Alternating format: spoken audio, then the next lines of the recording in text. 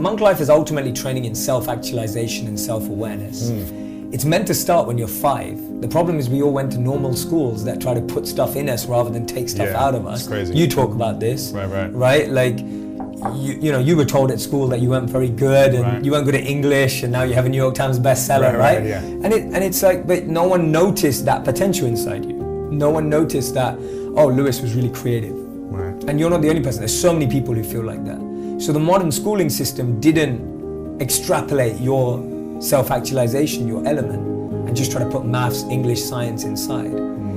So the point is that you're trying to get to such a strong foundation that when you interact in the world, you're going with a sense of strength, fuel, energy to make a difference, rather than going into the world and then going, oh my God, where am I, trying to figure it out. And I find what happens today is that when you don't, we all know this, self-love has become such a big thing now. And when people don't figure out, it's like a huge trend now. But my point is that if you don't start at a place where you have self-awareness, self-actualization, you have figured out what works for you, what your strengths are, how you want to be in an environment, when you walk out there, most of us just pretend to be someone else. Most of us get lost. Most of us get carried away. Yeah. So my point is, strengthen yourself, grow yourself, and then of course interact with the world. So we had that.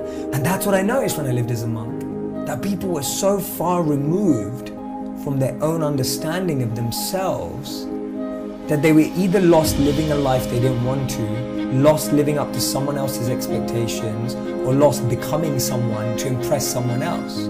And so people were their real identity is almost buried under 6 feet of multiple identities they've created.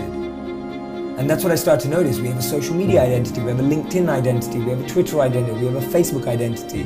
Then we have an identity we are to our boss. Then we have an identity we are with our Friday night friends. Then we have an identity we are to our Sunday people. And we just created all of these identities. And if you ask people, who are you? We struggle to answer that question.